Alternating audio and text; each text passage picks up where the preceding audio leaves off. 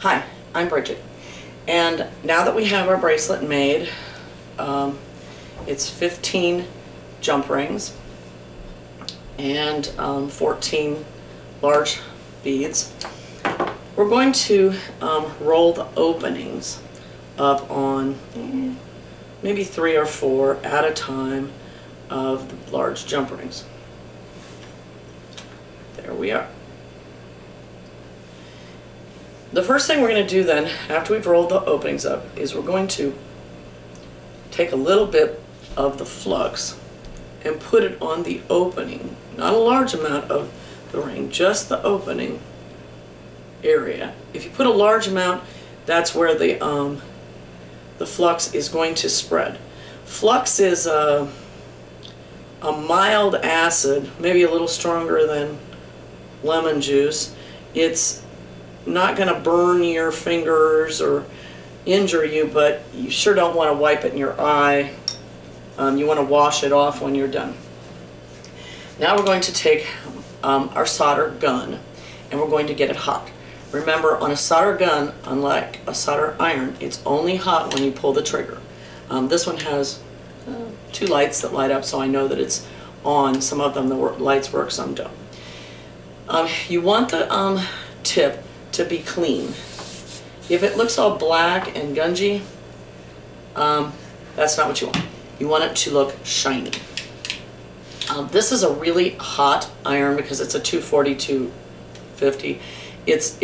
It burns through the silver solder really fast. The 100 watt doesn't go through quite as fast. So I have to clean often with this. Now another option is to clean your tip on the sal block. The salamonium block, and like I said, you can get these in most hardware stores. Usually the people at the hardware store don't even know they have them, and you have to ask them to look for it. That also will make it nice and shiny. Then we want to put a little bit of solder on the end of the tip, and we want to just, you can take pliers or you can take your fingers, depends on how long you're going to fiddle with it. Just tip up your ring just a little bit, and we're going to sit the solder iron against it. That one's going to be a mistake there, so that's good. Okay. You don't want to hop, you don't want to rub, you just want to lay it against it. Now I'm going to do a little close-up here so you can see what, I made an error here. I must not have had enough flux on, and I don't know if I explained that. The flux, without flux, solder will not stay on your metal. So I've had a lot of people take the classes and say, oh, I tried to teach myself how to solder at home, and then my bracelet, all the solder peeled off of it a week later. Well, the reason it peeled off is because you didn't use flux. And like I said before, the flux and the solder came in a little kit like this together. They go together, and that's what I just have a little blob of the flux here on my plate. So now I'm going to do a little close-up for you. The first ring I soldered, when I went to make the solder flow, I'm going to just lay this here so you can see it a little better. When I made the solder flow, it didn't. Instead of flowing, the solder made a point. That's a nice thing to know how to fix, because that means if it makes a point, that means you don't have enough flux. So I'm going to paint my little area. I'm going to get my solder iron hot, and I'm going to clean it off a little bit because it isn't shiny right now. Okay, it is shiny now. I'm going to get it hot and be patient. Make sure it's good and hot. And then I'm going to sit it on my little point, and the point went away. While we're in a close-up, I'm going to roll another one of the rings up and just have you look at me solder it. It's not in error, there's no problem on it, so I'm just going to put some flux on it. Oops. I'm going to get it to lean up so that you can see it. I'm going to get my iron good and shiny, and I'm going to put a little bit of solder on it, and then I'm just going to sit it against the ring.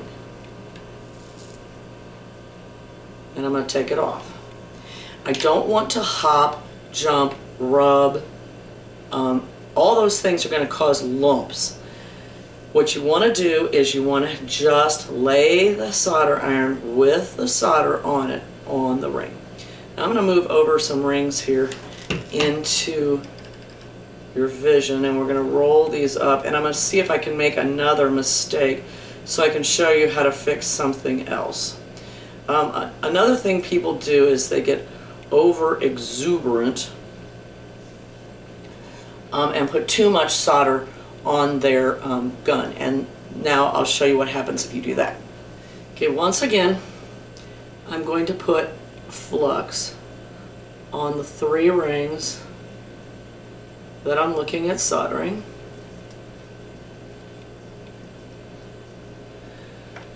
And I'm going to clean my tip and get it nice and shiny.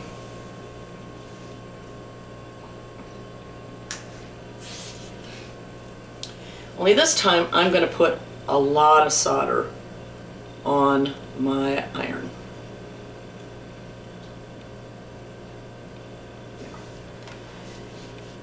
And I'm going to just hold it down so I can... Okay, I'm going to put a lot of solder iron on, and hopefully I'm going to make... Oh, well... Sometimes it's hard to make a mistake. No. What I'm trying to do here is to get too much solder on this. Okay.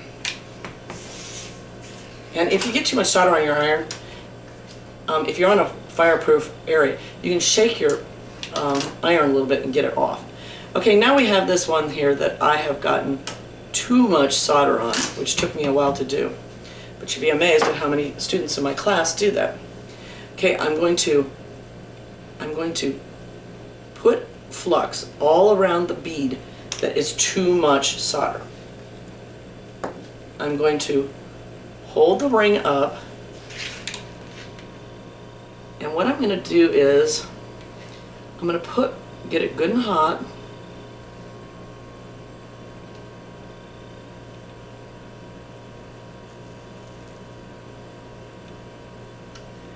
I'm going to put my iron on the inside, and by the way, if solder gets on your beads or anything else, don't get too traumatized because there's no flux on it, so it's going to fall off. So basically I went on the inside of the ring and allowed the solder to come back down onto my solder iron. It has a very, because these largeness of these beads, I don't have a lot of room to work inside of these.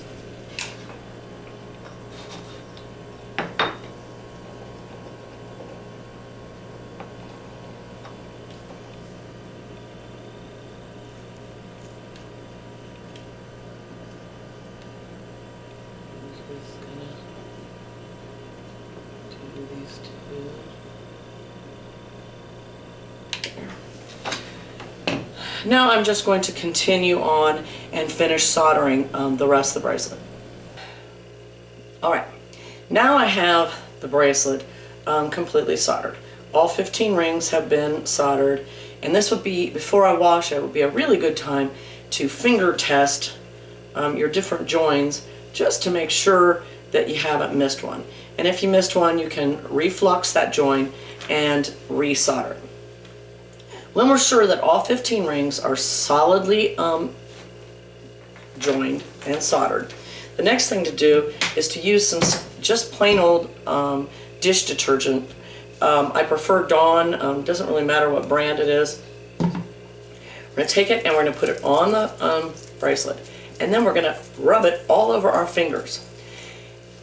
Really scrubbing all the joins, make sure you have all the gunk off of the bracelet. This will effectively get all of the flux off the bracelet. If you leave the flux on the bracelet, 1, it's going to have acid on it, which will get on you. 2, it will tarnish any place that the solder is at. So you want to do this really well.